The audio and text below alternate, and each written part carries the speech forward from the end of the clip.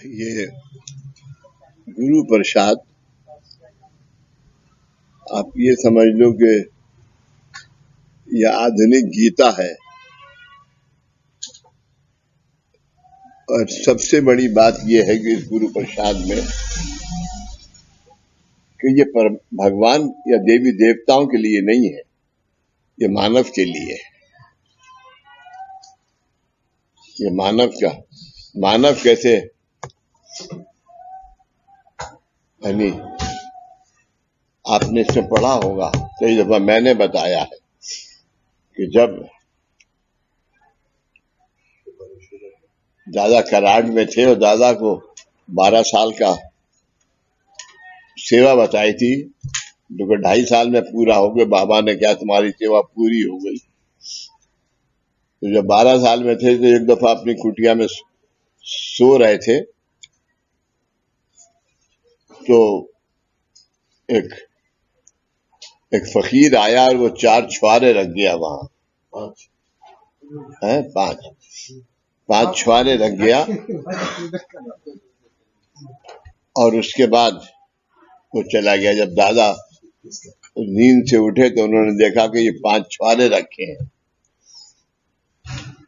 तो दादा अब क्या करें? तो दादा उठे, स्नान किया। स्नान करने के बाद कृष्णा नदी में स्नान करते थे। स्नान करने के बाद दत्त मंदिर में के सामने जाके बैठ गए और अपनी पूजा शुरू करी। तो किसी ने आवाज दी,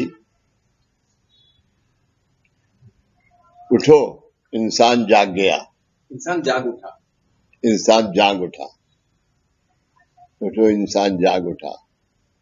वो हाजी बाबा थे। वो हाजी बाबा थे।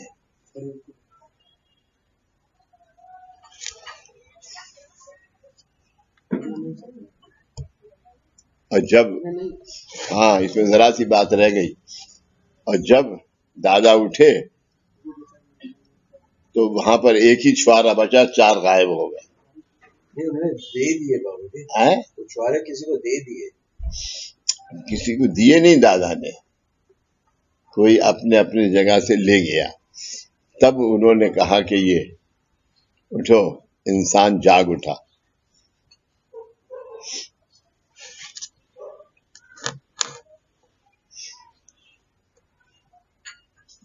असमर्थ और ढले हुए इस जीवन को फिर से उबारना आपको आसान और स्वाभाविक हो, इसलिए भगवान ने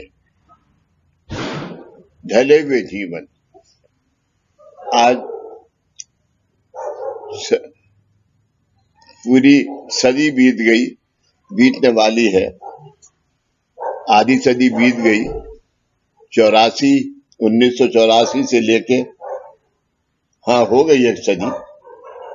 1984 से लेके और अब ये 2021 है 2021 हो गया। 84 में क्या? क्योंकि पहली प्रतिमा दी थी साईं शक 1, वो 82 में दी थी, शक्तिपीठ की जब स्थापना हुई। असमर्थ ढले हुए इस जीवन को फिर से उबारना आपको आसान और स्वाभाविक हो, इसलिए इसलिए भगवान ने आपके पिछले जन्म के पुण्य कर्म का कुछ हिस्सा बचा रखा है। पुण्य जन्म का,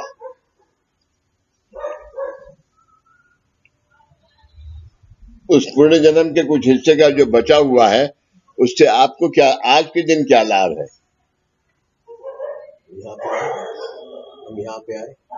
हाँ, आप यहाँ बैठे हुए हैं।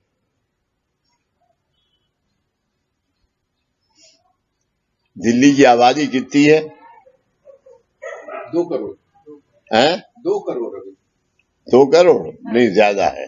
2 करोड़ 4 करोड़ के तो वैक्सीन आ रही है, अखबार में लग चुके। नहीं, वो तो डबल वैक्सीन है।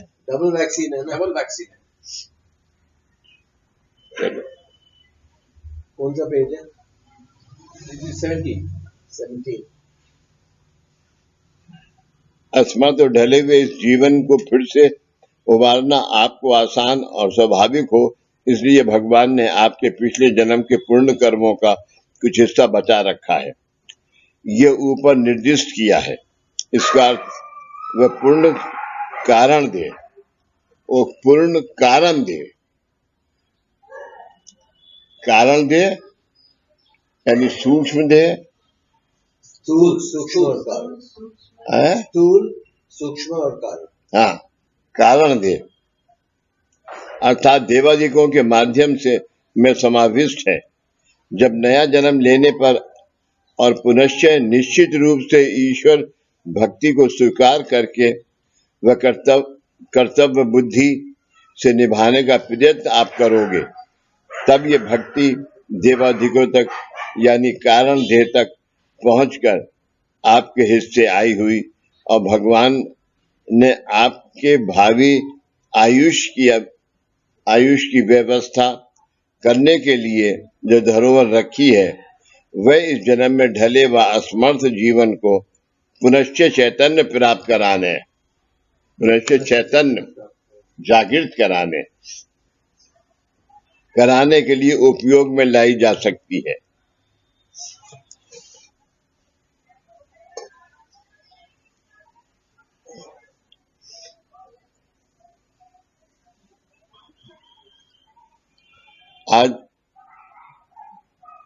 आज भी हमारी अवस्था ये है।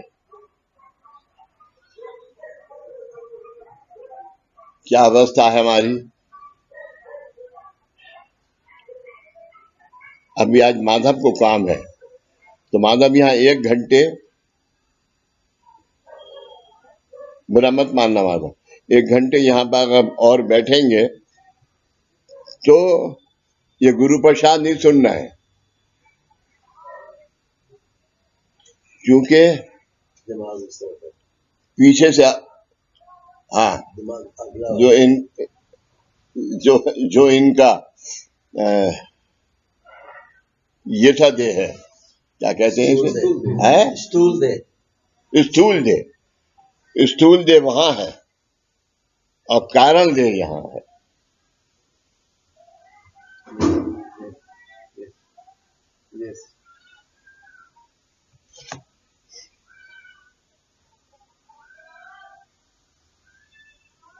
पुनश्च निश्चित रूप से ईश्वर भक्ति को स्वीकार करके वह कर्तव्य बुद्धि से निभाने का प्रयत्न आप करोगे, तब ये भक्ति देवादिकों तक यानी कारण देह तक पहुंचकर आपके हिस्से आई हुई और भगवान ने आपके भावी आयुष की व्यवस्था करने के लिए जो धरोहर रखी है, हर एक के लिए, ये जब आप कार्य करोगे तो ये धरोहर है। आपको इससे जो आज शक्ति मिली है, ये कल की धरोहर है। वे इस जन्म में ढले व असमर्थ जीवन को पुनश्च चैतन्य प्राप्त कराने के लिए उपयोग में लाई जा सकती है। चैतन्य कराने यानी जागृत। हाँ, इस प्रकार ये नियति और स्वाभाविक कार्य रचना कर देने के बाद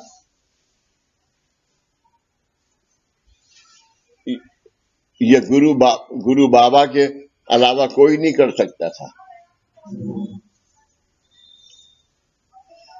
अगर बाबा ने दादा को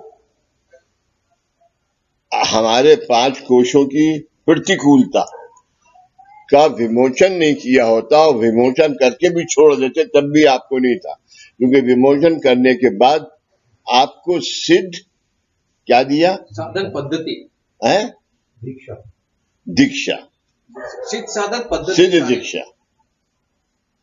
कहां से शुरू किया? अनुग्रह दीक्षा से।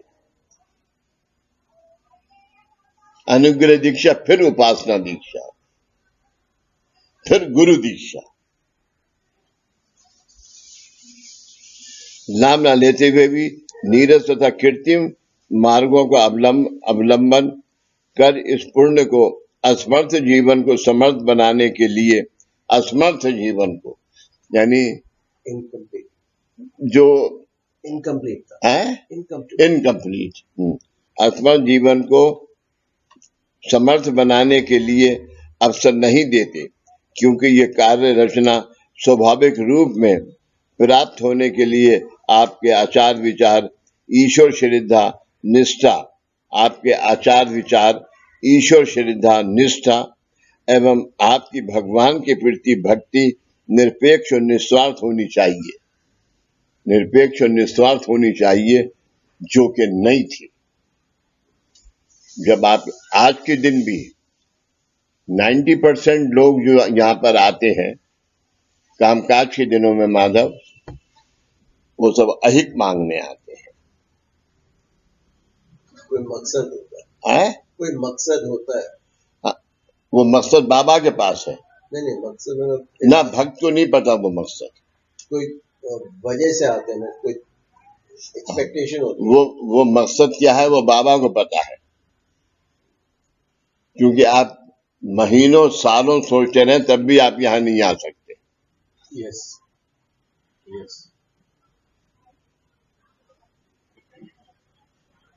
इसलिए दादाजी जब सलीम बाबा के दरगाह जाते थे, 15-15 लोगों को लेके आते थे पूना से, तो उस कव्वाल से यही कहते थे कि मुझे वो गजल सुना दे, तेरे दर का मैं गदा हूं, मुझे आपने बुलाया, ये करम नहीं तो क्या है,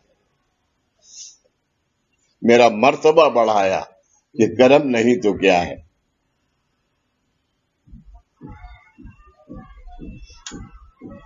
क्योंकि ये कार्य रचना स्वाभाविक रूप में एक आदमी इसका गवाह है।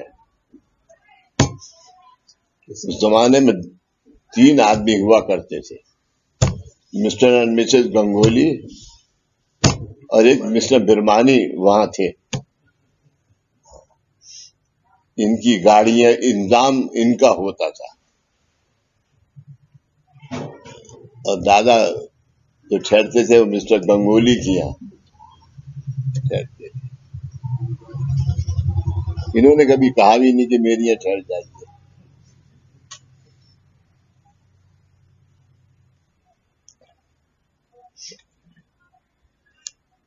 बल्कि जब मैं दादा ने जब तुम आगरे में कामकाज शुरू करो, तो जब मैं कामकाज के लिए जाता था गंगोली की यहाँ, तो ये मुझसे लड़ता था, ये आदमी बैठा हुआ, पूछ लो, इतने दिन हो गए, संवेदना दे रहा हूं, ये हो जाएगा, वो हो जाएगा, आसमान नीचे गिर जाएगा।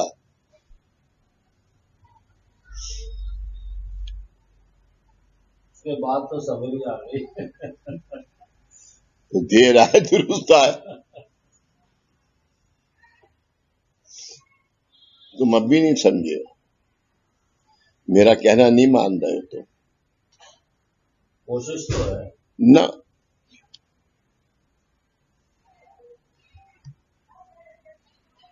तुम कौन से खूबसूरत हो तो तुम्हें खूबसूरत चाहिए?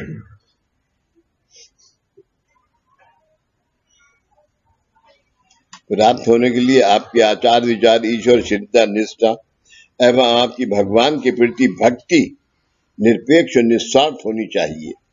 तभी ये पूर्ण कार्यान्वित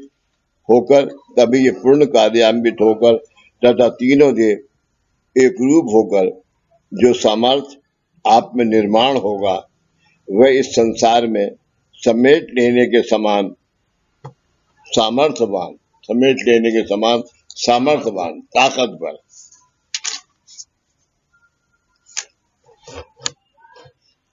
ताकतवर होगा। इतना सामर्थ्य पैदा करने की क्षमता भगवान ने इस जीवन में आपको दी है। ये कैसे मिलेगी ये क्षमता जो भगवान ने आपको दी है?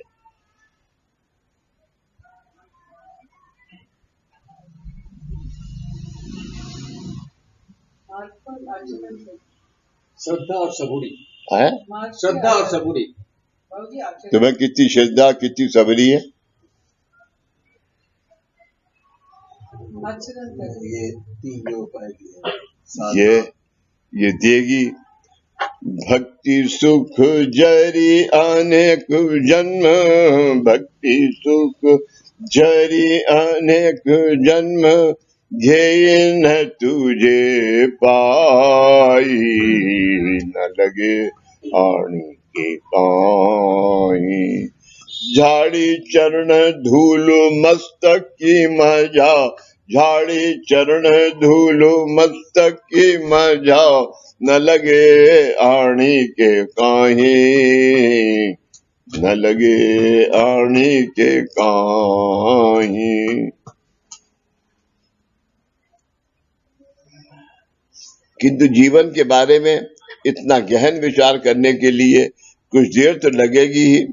इस कार्य रचना की कार्य पद्धति के अनुसार आप कार्य केंद्र पर जब आते हैं, तब आपको जो कृपा आशीर्वाद दिया जाता है वह सहायता व मदद इसलिए है कि ऊपर निर्दिष्ट तीनों ही अवस्था एक रूप कर आपका प्राप्त जीवन सामर्थ्यवान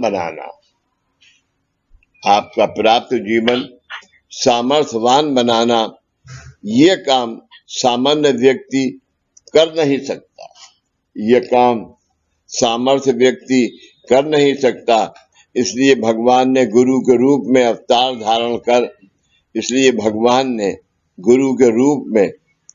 धारण कर आपकी ये व्यवस्था की है। आप भक्तों की ये भावना है कि आपके पूछे हुए अनेक प्रश्नों के संबंध में जो दुख तथा अशांति पैदा हुई है उसके निवारण के लिए ये प्रसाद है। किंतु ये हमारी जो ऊपरी निर्दिष्ट भूमिका है, यानी जो गलत सोच है, भूमिका है, उससे आप आज तक परिचित नहीं है। एक बार सामर्थ्यवान बनने पर जिन सुखों की आपको मांग करनी पड़ती है वह अनेक सुख आपके कदम चूमने लगेंगे।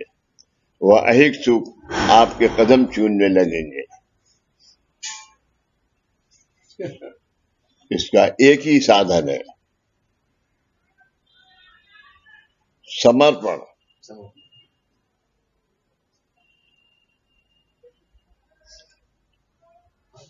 पूजा नहीं है, ये रोज की।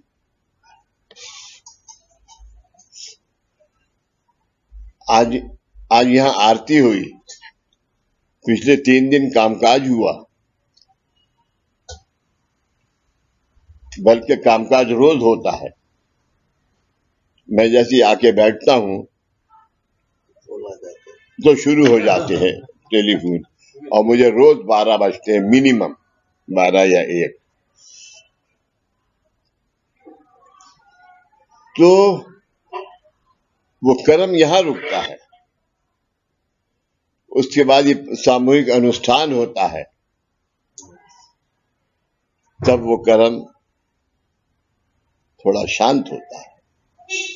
साधना कर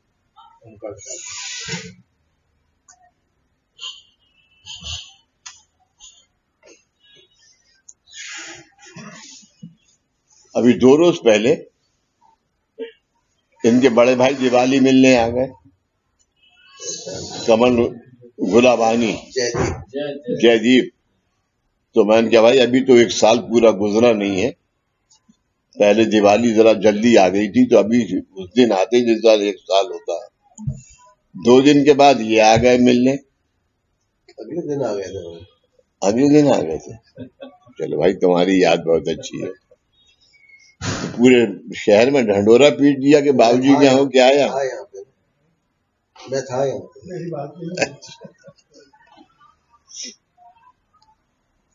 गुरु कृपा आशीर्वाद की महती है। ये महती गाते गाते देव वेदांत, ये महती गाते गाते वेद वेदांत और अन्य धर्म शास्त्र भी थक चुके हैं। अन्य शास्त्र भी थक चुके हैं। माधव एक बहुत अच्छा शेर है, ना होता तू तो मैं होता, ना होता मैं तो तू होता, और ना होता मैं ना होता तू तो भी मैं होता। मैं, ये भी मैं है और हम सब भी मैं है। हमें परमात्मा ने बिल्कुल अपनी जैसा बनाया है, मगर हमें जो फर्क हम में क्या है, हम पिंड पे हैं और परमात्मा ब्रह्मांड में है। वहां तक पहुंचने में तुम्हें समय लगेगा, इसलिए भक्ति करो और दुनिया का भला करो।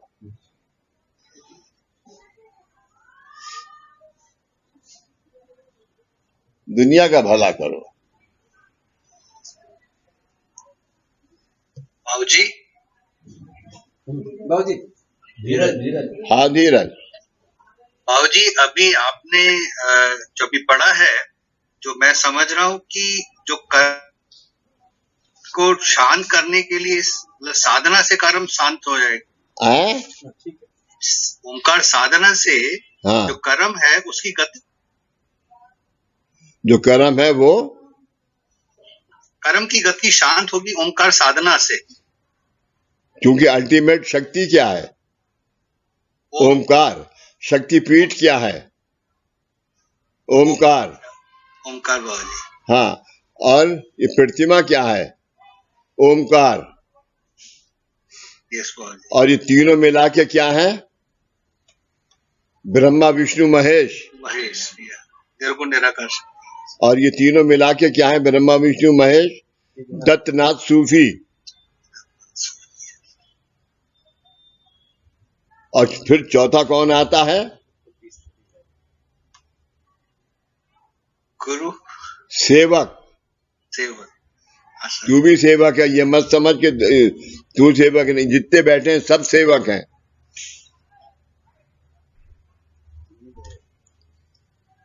जितने भी बैठे हैं सब सेवक हैं। अब तुम्हें कोशिश क्या करनी चाहिए? कोशिश है डेली ओंकार साधना। ऊपर ऊपर आके मिला मुझसे। हाँ, डेली ओंकार साधना। अपनी बोटी को देख रहा है बैठा हुआ।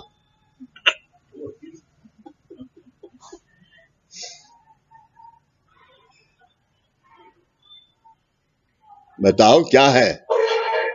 डेली ओंकार साधना नहीं,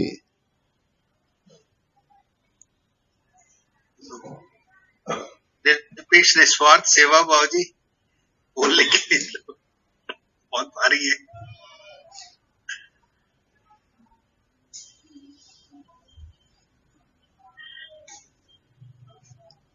दुनिया का ताल्लुकदार हूं, तलबदार नहीं हूं। दुनिया का ताल्लुकदार हूं, तलबदार नहीं हूं। बाजार से गुजरता हूं, खरीदार नहीं हूं। निरपेक्ष निस्वार्थ।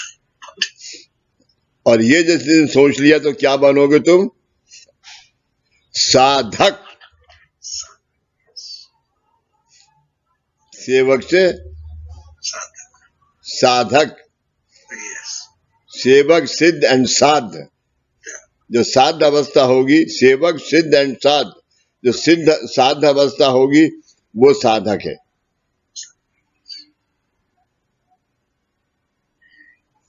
इस बाबूजी दादा का एक वचन है, यहाँ हम 18 जब उन्होंने पहली दफा 18 आदमियों को बैठाला तो उनसे एक वचन है कि अगर तुमने आसन पे बैठ के ईमानदारी करी और तुमने कोई गलत निराकरण बताया तो वही निराकरण काम करेगा।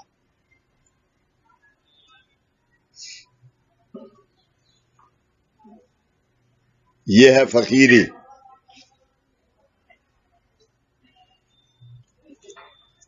आज के समाज में जो साधक लोग करण्यार कार्य का आभास पैदा करते हैं।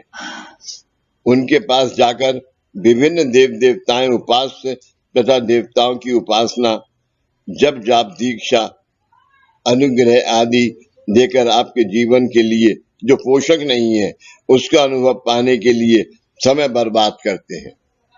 जो आपके जीवन के लिए पोषक नहीं है,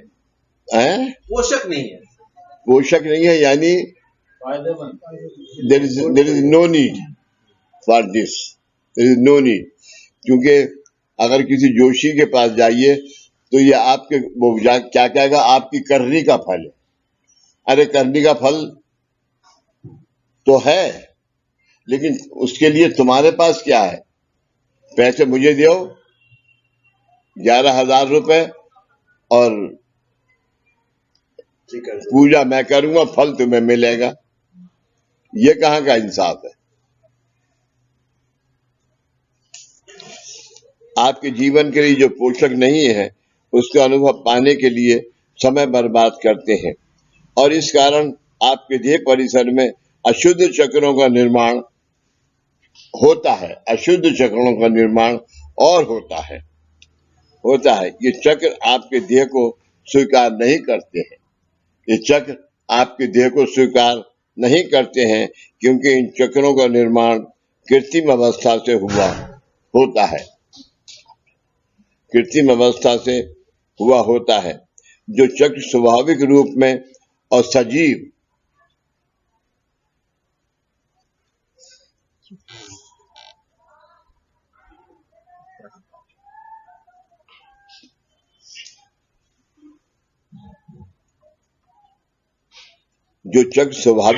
नेचुरल और सजीव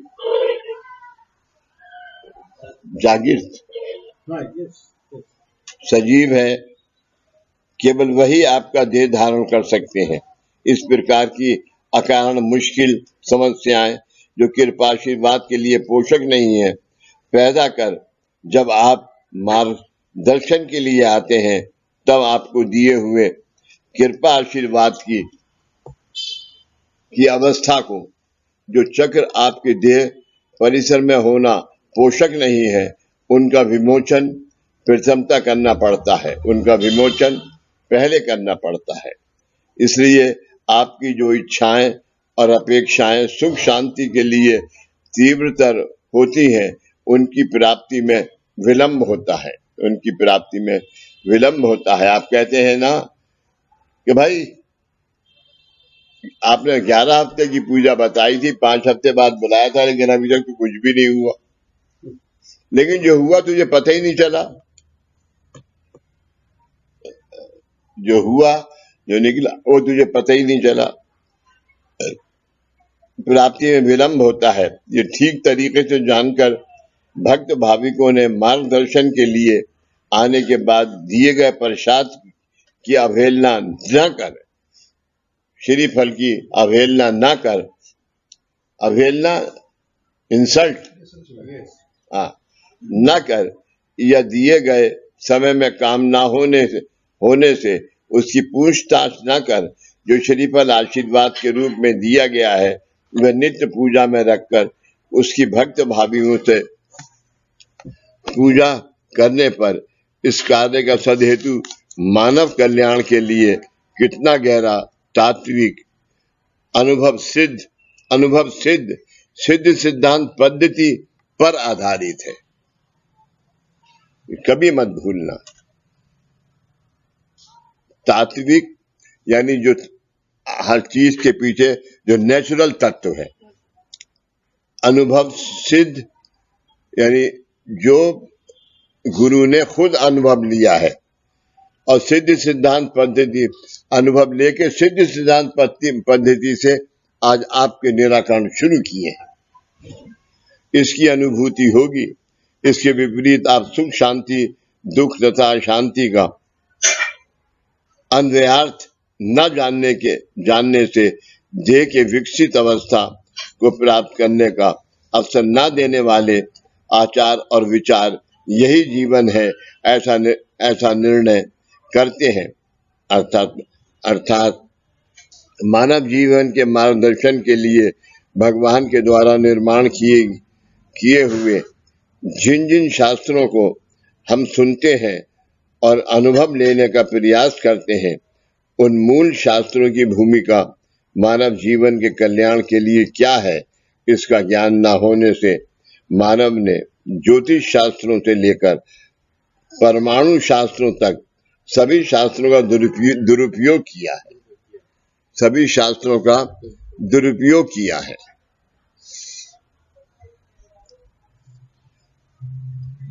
आज मिसाल के तौर पर इलेक्ट्रॉनिक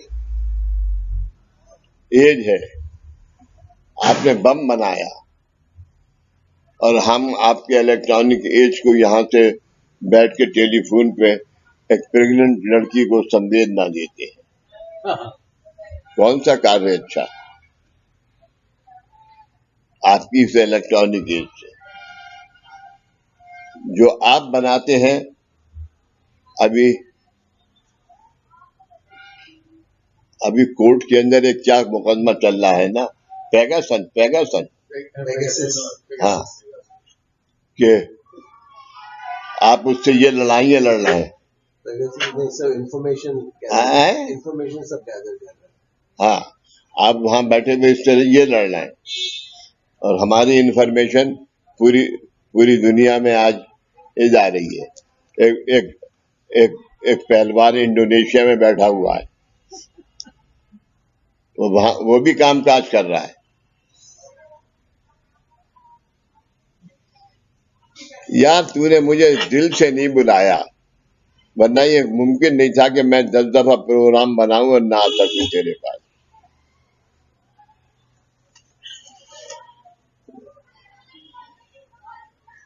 उदाहरण के लिए ज्योतिष शास्त्र लीजिए, ज्योतिष शास्त्र मार्गदर्शन के लिए है, किंतु इस शास्त्र का उपयोग भविष्य में क्या होगा ये विचार पूछने के लिए होता है। ज्योतिष शास्त्र होता है, वास्तव में प्रत्येक मनुष्य को अपना भविष्य बनाना होता है, किंतु ऐसा नहीं होता है।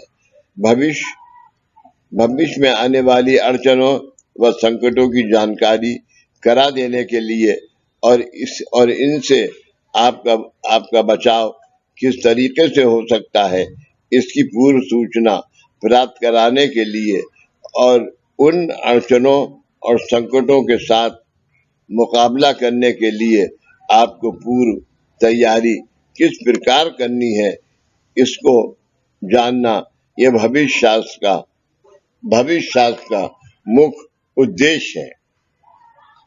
इसका सब मतलब समझ गए?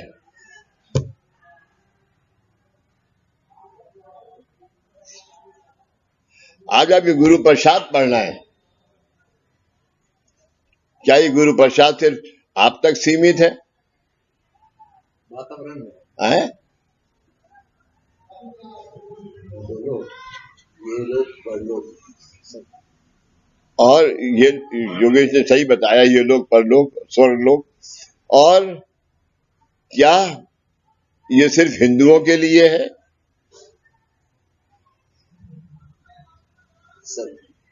जब बाबा थे, दादा बाबा जब दादा देह रूप में थे, तो उस जमाने में भी सब जातियां आती थी। इसलिए ऐसी दादा मिसाल छोड़ गए हैं। दादाजी की सबसे बड़ी लड़की ने कहा आके कि मैं एक मुसलमान लड़के से शादी करना चाहती हूं, और वो भी कसाई। तो दादा के घर वाले सब बहन भाई नाराज कि हरगिज नहीं हो सकता। तो उन्होंने क्या कि मैं तो मना नहीं करूंगा, अगर बाबा ने मना किया तो रुक सकता है। तो दादा ने एक बीड़ा लगाया और बाबा से प्रार्थना करी कि मुझे मेरा मार्गदर्शन कीजिए कि मैं क्या करूं। तो बाबा हाजिर हुए और बाबा ने कहा कि अच्छा, तुम इस लड़की की शादी मुसलमान से इसलिए नहीं, इस आदमी से इसलिए नहीं करना चाहते अनवर हुसैन तुमने नाम सुना होगा, इसका लड़का आज फिल्म इंडस्ट्रीज के अंदर है, कव्वाली गाने गाता है, कौन? इस कदर अच्छा। दादा की जमाई कौन तो गाना गाता है? उसके बाद उन्होंने दादा ने कहा तो बाबा आए और उनके अच्छा, तो तुम्हारे अगर बहन भाई इसके लिए तैयार नहीं है तो उनसे एक मेरा सवाल पूछ लेना, और वो सवाल ये है, क्या एक मुसलमान के 4 हाथ हैं, 2 नाक हैं, 2 कान हैं, और एक हिंदू के कुछ भी नहीं है तब भी वो हिंदू है, इतना बड़ा हो गया हिंदू? बस ये सवाल पूछ के कल फैसला करके मुझे बताना कि मुझे क्या करना है। तो दादा ने बजाय फैसला करके बताने के लिए क्या किया, अनवर भाई के बच्चों को बुलाया और वहां पर एक काजी से किया कि इनका निकाह पढ़ दो।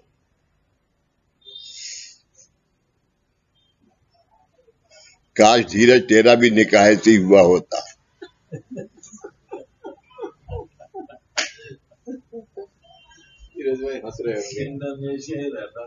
ऐसा दादा ने ये रास्ते को बना के रखा।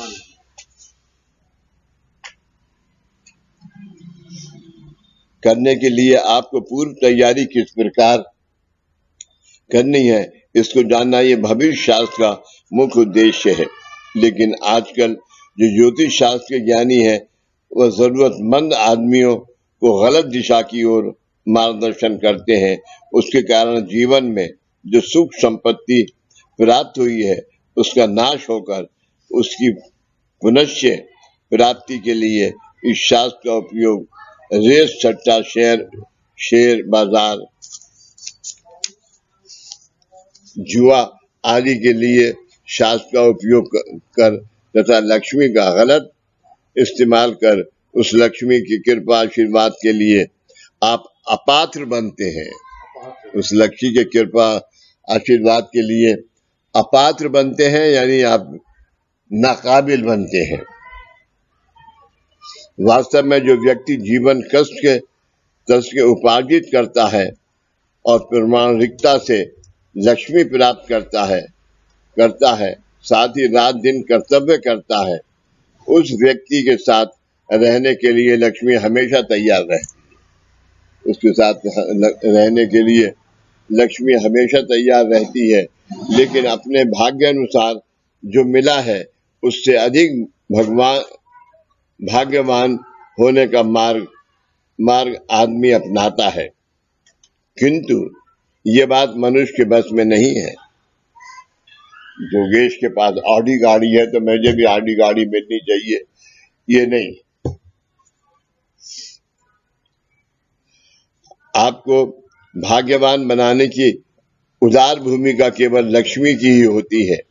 इस लक्ष्मी का गलत उपयोग करने से आप ऋणी बनकर स्वयं के लिए शारीरिक और मानसिक दुख अज्ञानवश पैदा करते हैं। शारीरिक दुख मिटाने के लिए जुआ सट्टा आदि मार्गों को आप अपनाते हैं तथा अपनाने पर मना शांति प्राप्त करने का आसान मार्ग यानी हर रोज सुबह शाम हमारा ध्यान नहीं जाता है।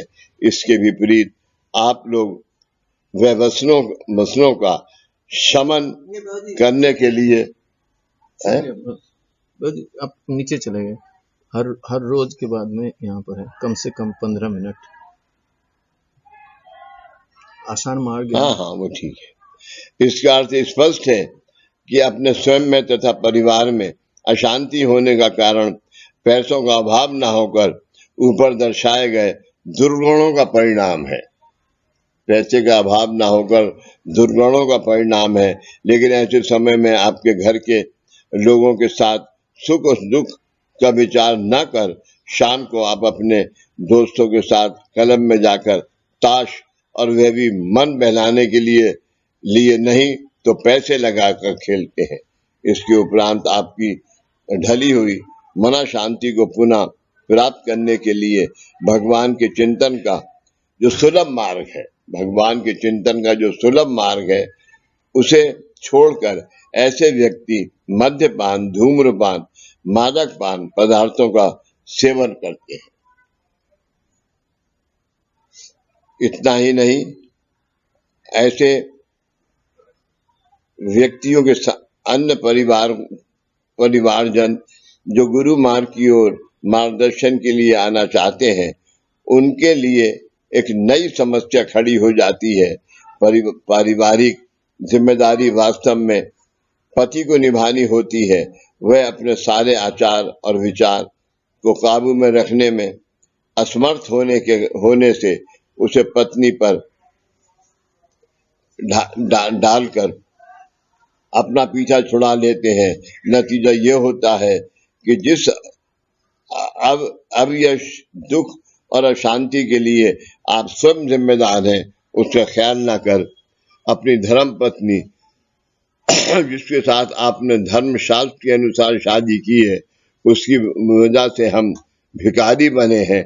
इस प्रकार का सुख संबंध सुबह से शाम तक ऐसे व्यक्तियों के परिणाम में होता रहता है, और इस प्रकार के दुख और अशांति के कारण जो आस्था पूर्वक तथा सुविचार से ध्यान में न लेते हुए शाम को आपके पैर आपको पुनः इसी प्रकार के अवयश के द्वार पर ले जाते हैं, शराब खाने में और क्लब में।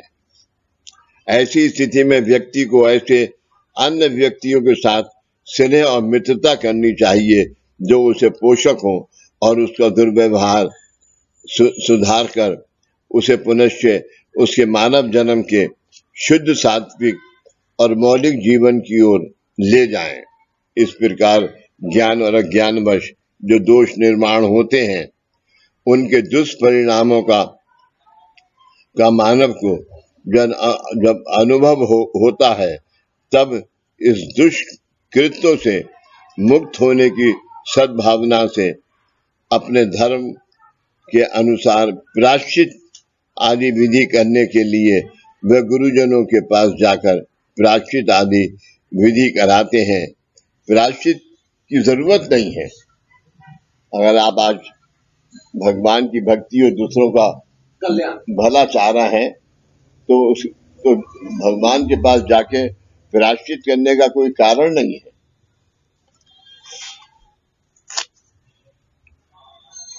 इस प्रायश्चित विधि में होम हवन, अन्नदान, वस्त्रदान, द्रव्यदान इत्यादि का अंतर्भाव होता है, किंतु ये विधि करते समय जैसे हम मानवों के हाथों से ये दुष्कृत अनजाने में होते हैं, उसी तरह ये प्रायश्चित भी अनजाने में लेना चाहिए। अनजाने में कैसे लोगे? किसी गरीब की मदद करते।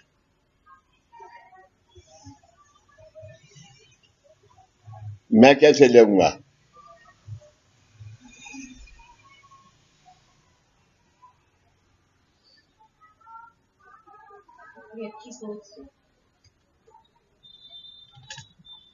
मैंने आपसे कभी 10 रुपए मांगे हैं?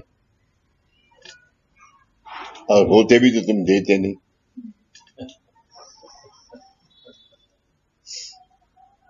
लेकिन तुमने यहां आके 10 रुपए रखे, वो किसने उठाए? मैंने।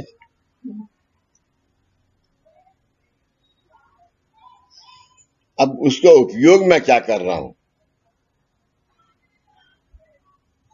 इसके ऊपर निर्भर है।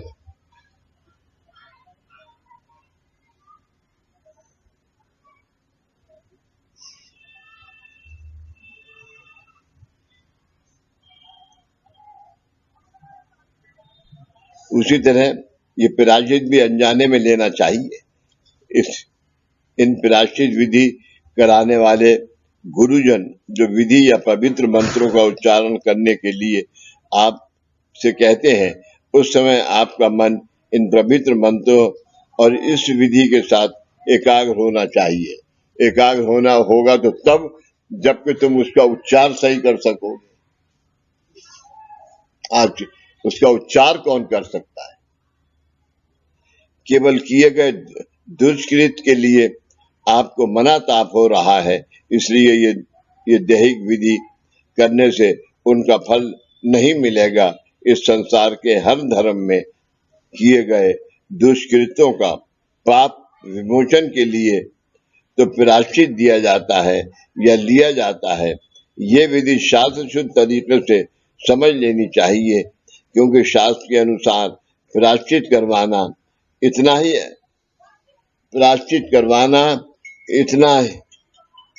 इतना ही अधिकार धर्म के अनुसार गुरुजनों का है। पाप मुक्त करने का अधिकार उनका नहीं है। पाप को मुक्त करने का अधिकार उनमें नहीं है। आपका नहीं आ रहा, इधर चल रहा है जी। ठीक है। वह केवल ईश्वर का है। प्रायश्चित लेने के लिए इष्ट और अनिष्ट कर्तव्य जिस व्यक्ति के हाथों हुए हैं, उसे ये विधि आस्था पूर्वक भावी जीवन में आचार विचार में लाने का कर्तव्य निभाना चाहिए।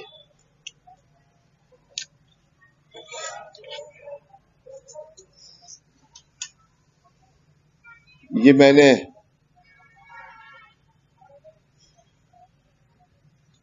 गुरु प्रसाद क्यों शुरू किया?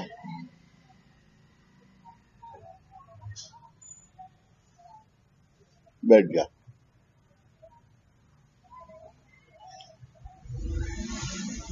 गुरु प्रसाद मैंने क्यों शुरू किया, मैं तो बताया था मैंने। शुरुआत से कर ना, आज के दिन जो इम्पोर्टेंट जो मेरे पास था, जो मैं खुद अब 8वीं सेमिनार सबसे ज्यादा इम्पोर्टेंट है। 8वीं सेमिनार की जो मैं छोटे बाबा की मुलाकात पढ़ रहा था, वो ज्यादा मेरे लिए इम्पोर्टेंट थी।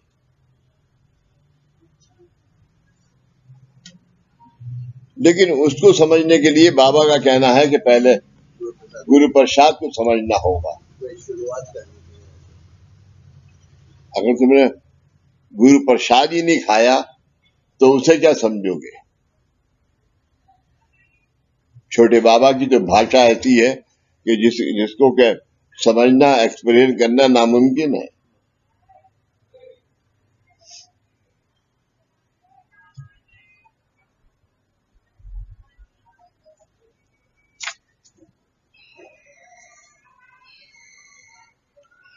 मैं कहाँ पढ़ रहा था?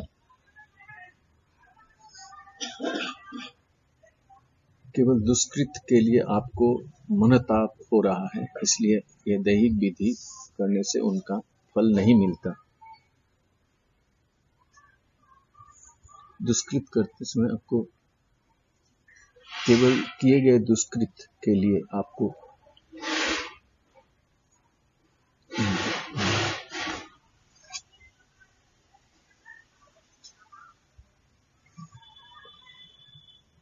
कि पहले संगठित रूप से या संयुक्त पारिवारिक पद्धति से लोग रहते थे, तो भी लोग सुख और समाधान से अपने कर्तव्य को निभाते थे और भावी पीढ़ियों के लिए घर बार, जमीन और अलंकार आदि की व्यवस्था कर सकते थे। यह सूक्ष्म भक्तगण ये पूछेंगे कि उस समय समृद्धि थी और आज महंगाई का जमाना है, इसकी वजह से हम लोगों को आज की स्थिति का मुकाबला करना मुश्किल हो रहा है। किंतु उसका जवाब ये नहीं है। बढ़ती महंगाई के साथ हमारी आय भी पहले की अपेक्षा बढ़ी है। बढ़ती जमाई के साथ हमारी आय भी पहले की अपेक्षा बढ़ी है। यानी बढ़ती हुई महंगाई का निमित्त कर जीवन पोषण के लिए जो भूमिका सुविचार से निश्चित करनी चाहिए, उसे ना कर उसका दोष हम बढ़ती हुई महंगाई को दे रहे हैं। दूसरा प्रश्न ये है कि जब ईश्वर ने हमें 2 पीढ़ियों का जन्म करके जन्म दिया है, 2 पीढ़ियों का जन्म करके जन्म दिया है, तब जो प्राप्ति है उसमें आज की पीढ़ी का भी निर्वाह नहीं हो रहा है, आज की पीढ़ी का भी निर्वाह नहीं हो रहा है। इसके लिए कौन जिम्मेदार है? पहले जैसी संयुक्त परिवार की पद्धति अब नहीं रही। हर परिवार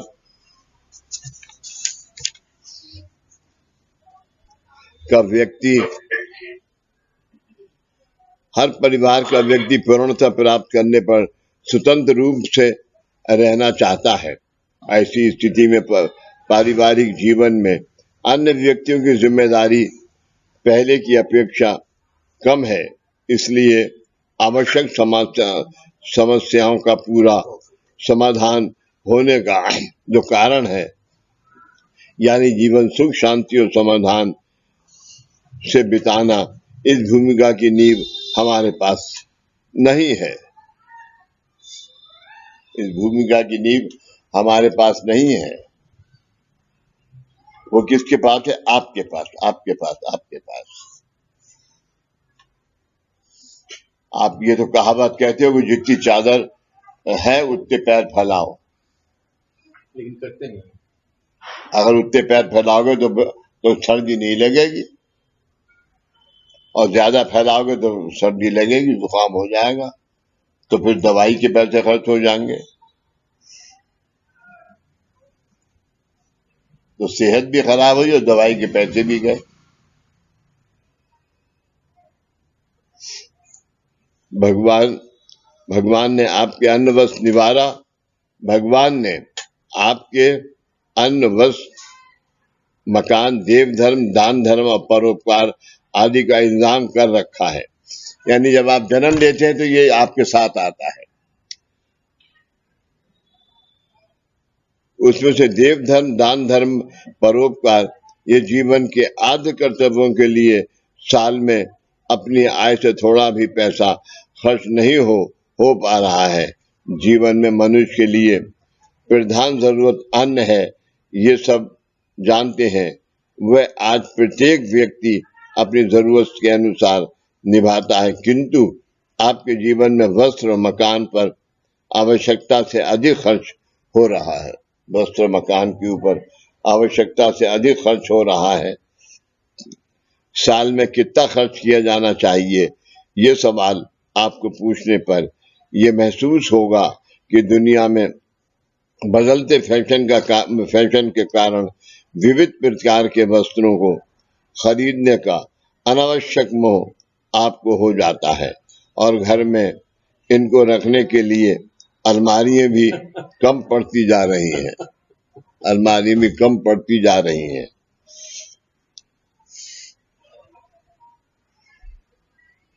अब तो मैं 2 साल से अमेरिका गया नहीं, वरना मैं अमेरिका जाता था तो बड़े बड़े 2 ट्रंक लोगों की अलमारी में खाली करके लाता था,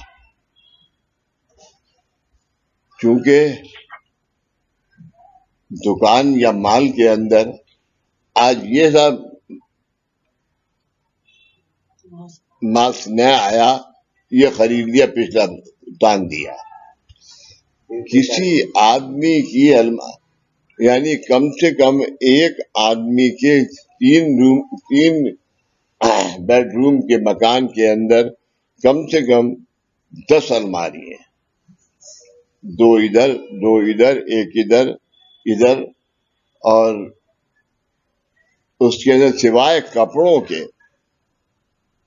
भगवान झूठ नहीं बुलाए, अगर वो हैंगर निकाले जाएं तो एक छोटा ट्रंक तो भर जाएगा उस हैंगर से, इतने होते।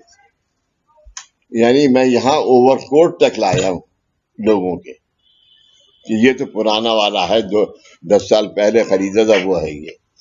तो वो ओवरकोट यहाँ पर मैंने लाके सबको बांटता था मैं, और वही हिसाब आज दुनिया हम हिंदुस्तान में है।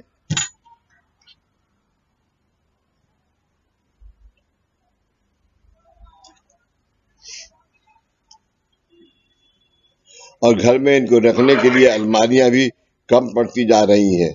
इस प्रकार साल में वस्त्रों पर अनावश्यक खर्च कर उनको रखने के लिए अलमारियों की संख्या घर में बढ़ती जा रही है। रहने के लिए अपनी आमदनी के अनुसार हम जगह खरीदते हैं, उसका उपयोग परिवारजनों के। सुरेंद्र खन्ना ने मकान बनवाया, अब वो मकान basement, ground floor, first floor और सेकंड फ्लोर पे बरसाती टाइप। हाँ बरसाती बना के वाक करने के लिए या उसमें धूप खाने के लिए। लेकिन अब वहां पर अगर वो जो हफ्ते में एक दिन सफाई करने वाला आता है, उसमें भी क्या साहब के अब तो ये $200 होंगे आई एक दिन के सफाई करने के, क्योंकि वहां रोज झाड़ू नहीं लगती है। हफ्ते में एक दिन सैटरडे या संडे को आदमी अपनी वैन लेके आते हैं 2 आदमियों के साथ में, और उनके पास सामान होता है, फटाफट सब साफ करके चले जाते हैं। आप बाथरूम गए, अपना फ्लश चलाओ, साफ करो। शीशे रखी हुई हैं, वो निचोड़ा और वो बुरुश चलाया और आए जल्दी से और किचन में से खाना खा लिया उठा के, हाथ भी नहीं धोते वाले। तो मेरा कहना यह है कि इस प्रकार की अवस्था होने के बाद आदमी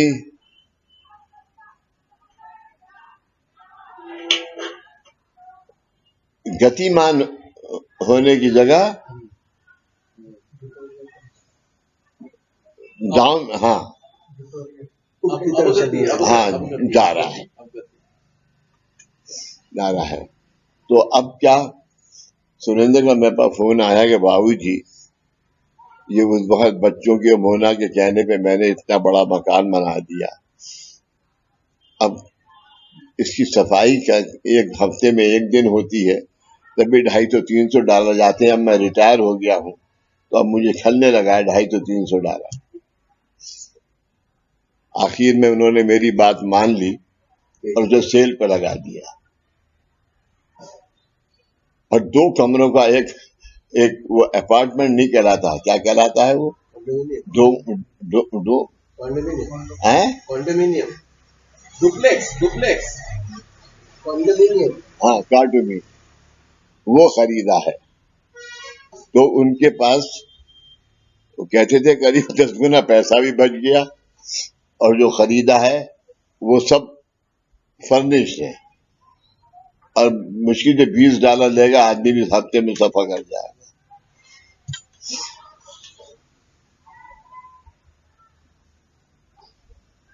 शोभना जाओ खाना खाओ जाके, खाना जाके। अगर मुझे ये पता चल गया तूने खाना नहीं खाया तो बहुत पिटे।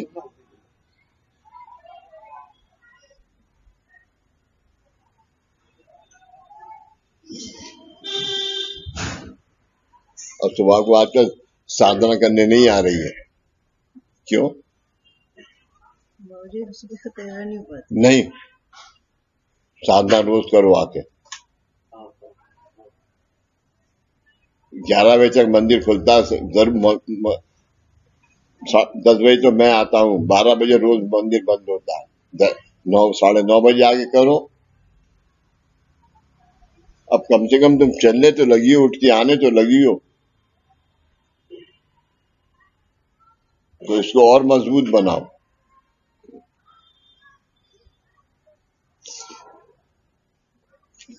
आधुनिक फैशन के वस्त्रों से भरी अलमारियों का प्रदर्शन संभाल लेती हैं। जरूरत से ज्यादा सामान और अनेक अलमारियां घर में दाखिल हुए हैं, और वे भी कभी कभार आने वाले मेहमानों को दिखावे के लिए कि अपना जीवन हम बड़े ही ऐशो आराम से बिता रहे हैं। इस मुश्किल को दूर करने के लिए पुनः इच्छा होती है कि और बड़ी जगह रहने के लिए ली जाए।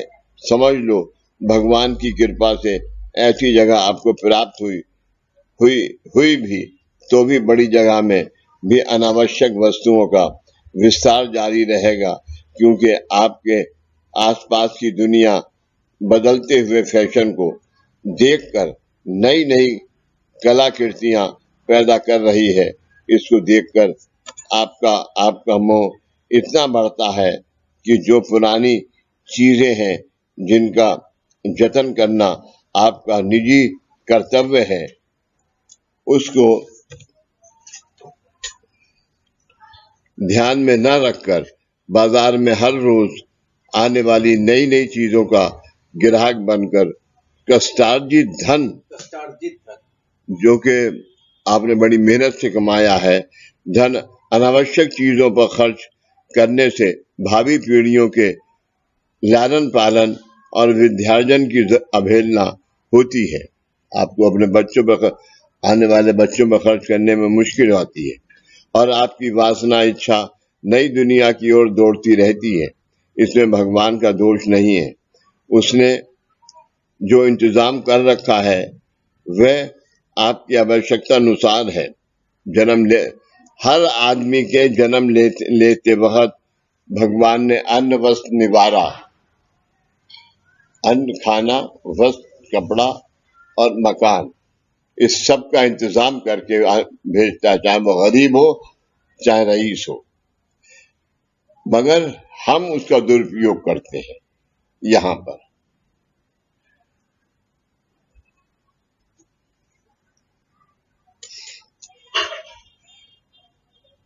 ये सबने नहीं, मैंने ये गलती करी है इसको इतना बड़ा बना के। आज ये कारपेट बनवाए 1 लाख रुपए चाहिए,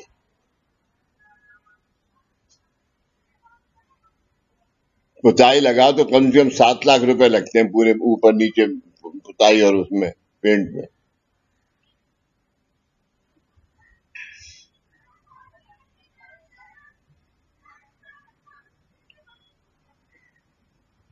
लेकिन उस वक्त विचार ये था कि सेमिनार होगी यहाँ, तो बजाय किराए के यहीं पे, और भाई किराया तो साल में एक ही दफा जाता है ना, यहाँ तो ये रोज का है।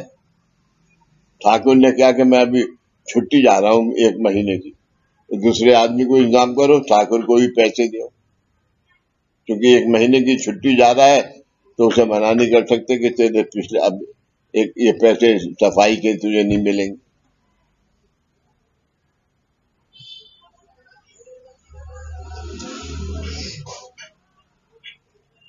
नई दुनिया की ओर दौड़ती रहती है, इसमें भगवान का दोष नहीं है।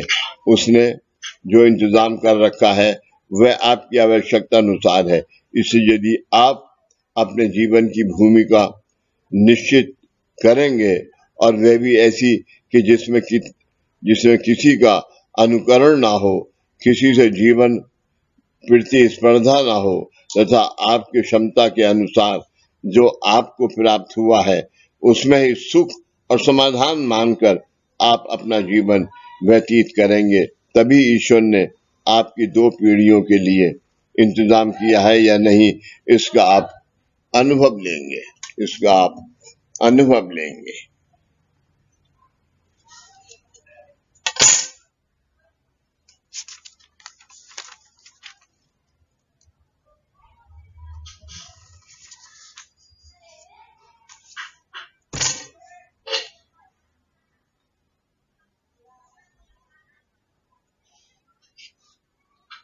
चलिए,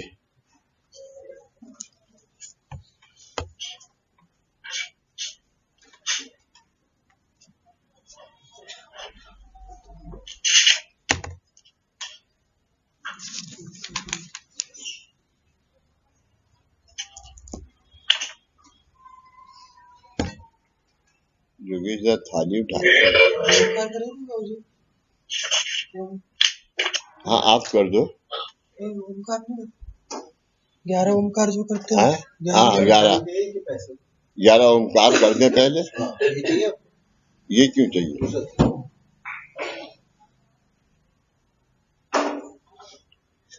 जरा 11 ओमकार कर लें आप पहले।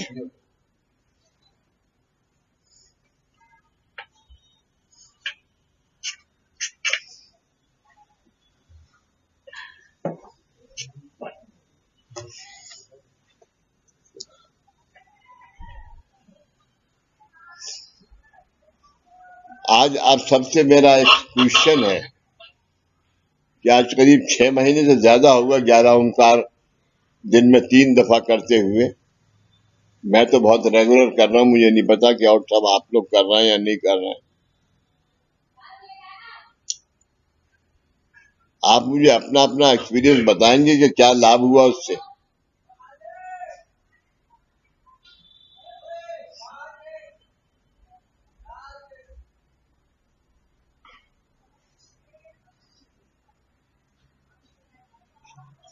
अरे कम से कम हाँ ना तो बोलो। रिलेट नहीं किया बाबूजी उसे, है क्या फायदा हुआ उसका तो सोचा नहीं, रिलेट नहीं किया बस। तो सोचो ना। बाबूजी की कोरोना की जो गति थी वो आज बिल्कुल कम हो गई है, उसी के लिए आप कर रहे थे। है कोरोना को भगाने के लिए कर रहे थे आप ओमकार शायद। क्या कह रहे? कोरोना को भगाने के लिए, कोरोना 11 ओमकार जो हमको 3 दफा करने के लिए बोला था, वो कोरोना को हटाने के लिए बोला था, ये एक बात है, और दुनिया में पीस लाने के लिए, शांति। ये दूसरी ये बात इतनी करेक्ट नहीं है। पीस अब बोले शांति बनी रहे। बाबूजी धारणा अवस्था में, बाबूजी नमस्ते। बाबूजी धारणा अवस्था में इम्प्रूवमेंट हुई है। सबसे ज्यादा धारणा तुम्हें हुई है।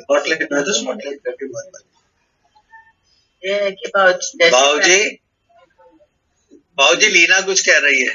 हाँ दीना, बाबूजी मुझे ऐसे लगा कि जैसे ओमकार जब शुरू किया था तो वो इतना लंबा नहीं जाता था, जितना धीरे मतलब काफी लंबा टाइम जाने लग गया उसमें। और उससे लगा कि जैसे हमारे जैसे अभी कोरोना में बोलते हैं कि सांस और जो एक्सरसाइज जैसे करनी चाहिए वो हुई। ये भी है, मगर आज जब तुम 5वें ओमकार से शुरू करती हो तब हाँ कुछ होता है बाबूजी। हाँ, तूने बराबर हाथ रखा, मेरे साथ उठाया है। तू बड़ी होशियार है, इसकी एक मार दे सब पे। बाबूजी रोज ही मार खाता हूं।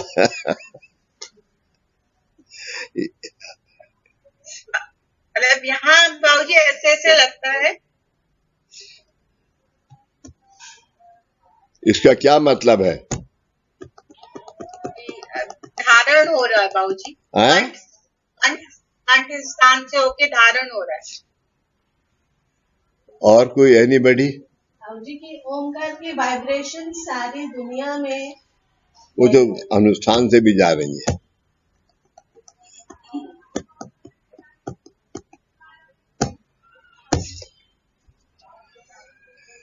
तुम्हारे 5 कोशों में सबसे ज्यादा इंपॉर्टेंट कोश कौन सा है?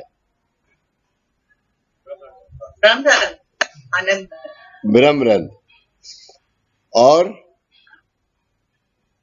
आनंद में बाबूजी कंठ स्थान, अन्नमय कोश। कंठ, ललाट एंड ब्रह्मरंध्र।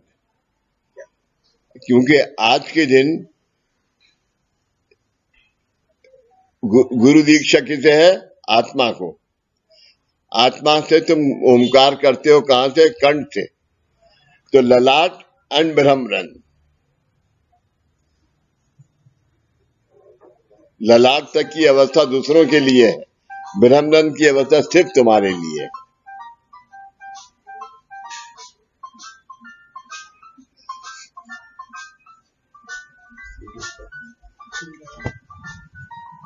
और उसके अलावा फर्ज कर लो कि यहां ज्यादा नहीं है, लेकिन आज 15-20 लोग हैं और मैं बगैर मास्क के बैठा हुआ हूं, तो ओमकार की वाइब्रेशन से जो एंटी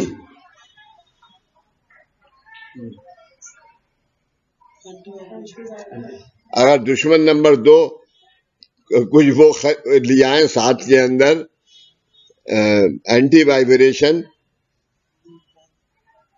तो वो असर नहीं करेगी। कवच बना रही है। हाँ,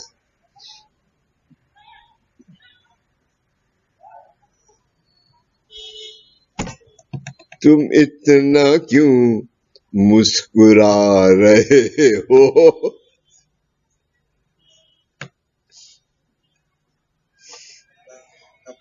बाबूजी आपके पास आने की कोशिश कर रहे हैं।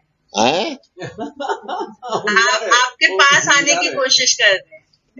मुस्कुरा रहे हो, कोशिश कर रहे हो। नमस्कार। हाँ, कौन सा तारीख है?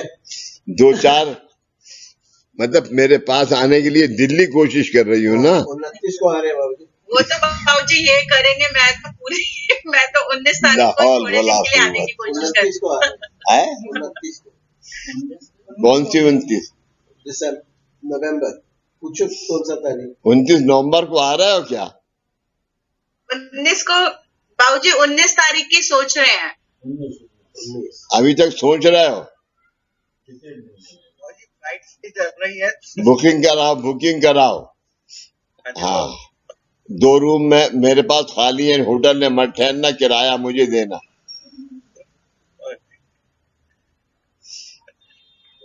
और एक बात बताऊं तुम्हें हाँ जी बाबूजी। कि चेकबुक लेके आना, मोटी वाली 100 की, ताकि अगले 2 साल के बाद तुम आओगे फिर से तो सब 100 के ऊपर साइन कर जाना। तो चेकबुक पहले देना और साल के बाद साइन कर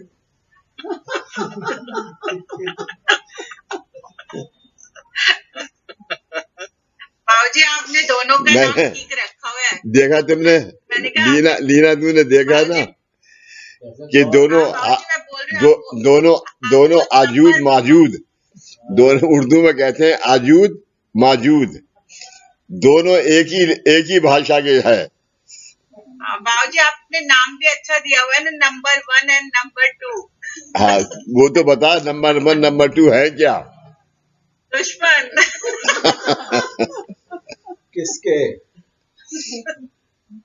किसके? मेरे भी और अपने भी। दूसरा नंबर 2 पूछ रहा है किसके?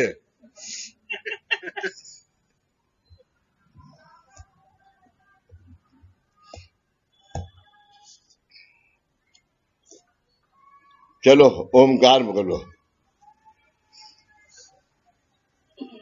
डोळे बंद।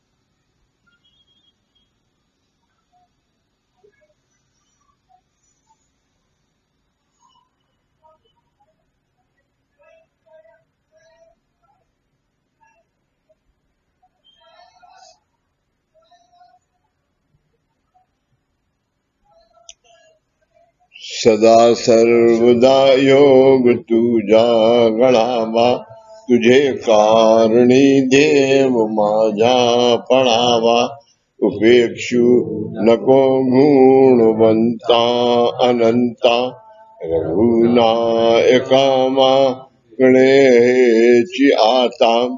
उपासनेला धरण चालवावे, भूदेव संतांसी सदा नभावे. सत्कर्म योगे वैवाल भावे, सर्वामुखी मंगल बोल भावे. ज्या ज्या ठिकाणी मन जाय माझे, त्या त्या ठिकाणी निज रूप तुझे. मीठे वितो मस्तका ज्या ठिकाणी, ते ते तुझे सत गुरु पाय दानी. सच्चिदानंद सद्गुरु साईनाथ महाराज की जय. श्री गुरुदेव दत्त सदानंदाचार्य एलकोट.